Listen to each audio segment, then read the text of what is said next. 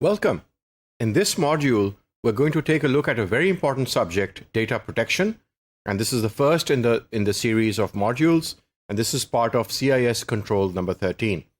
Now, data protection is also related to two of the three pillars of information security, as we discussed in the beginning of the course: confidentiality, which is keeping information secret; integrity, keeping information in its original form; and then availability. So confidentiality and integrity are related to data protection. And that would tell you about the importance of this particular module and subject. Now, data can exist in several places or locations in the organization. It can exist on the workstations or laptops for the users, and that data can exist, the sensitive or secret information can exist on the computer itself, which is being used by the user or the staff of the organization. It could be lying on the server, on a file server, for example. It could be lying on another server, for example, database server within the organizational premises if the data center is inside the organization.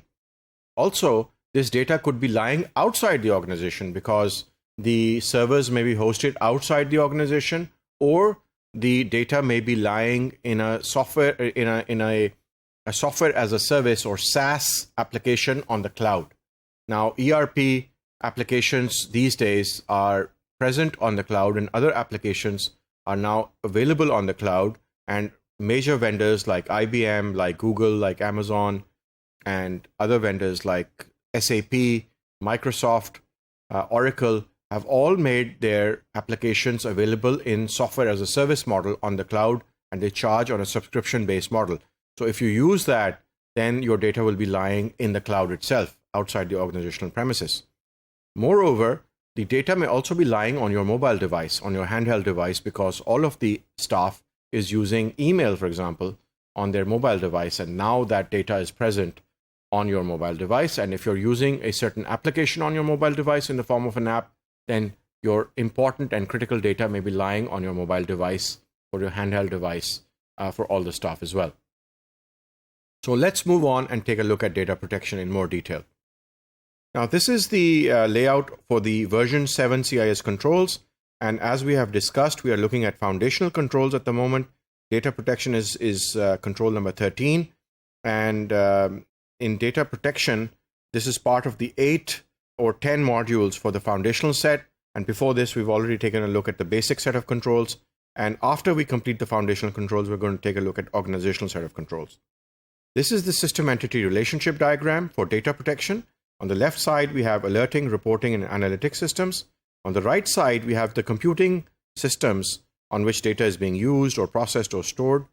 And in the middle are the elements which we are going to use for data protection, which could be endpoint protection systems, data inventory classification systems, network access control systems, and then network and host-based DLP solutions, which is data loss prevention solutions. So let's take a look at control number 1. 13.1, maintain an inventory of sensitive information. So CIS control number 1 tells us maintain an inventory of all sensitive information stored, processed, or transmitted by the organization's technology systems, including those located on-site or at a remote service provider. So here what we're actually saying is that wherever our information is located, sensitive or classified secret information is located, we need to make an inventory of it. We need to know where it is. 13.2, remove sensitive data or systems not regularly accessed by the organization. So the control tells us remove sensitive data or systems not regularly accessed by the organization from the network. Just remove it from the network. These systems shall only be used as standalone systems, disconnected from the network by the business unit needing to occasionally use the system, or completely virtualized and powered off until needed. So here the logic or the wisdom is that if there is a system or a computer or a server which will be accessed very rarely, once a year, twice a year, once a quarter, then it's better to take it off the network, because this system or machine is not going to be regularly used. So most probably no one is checking the monitoring, and we don't know about the health of the system. So rather than that system should be on the network and maybe targeted and it has critical or sensitive information on that server or machine, It's better to take it off the network and then plug it back in when access to that information is needed. So that would be more suitable to protect the confidentiality of that very, very critical information lying on that machine. And then control number 13.3, monitor and block unauthorized network traffic. Deploy an automated tool on network perimeters that monitors for unauthorized transfer of sensitive information and blocks such transfers while alerting information security professionals.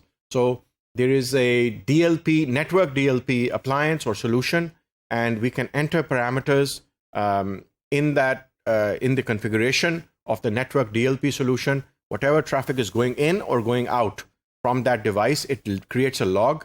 And then what you can do is it will monitor all the traffic which is going out, irrespective of it is going out by email, by file transfer, by HTTP, FTP, any other protocol, or even by chat sessions, or by Gmail or any other webmail.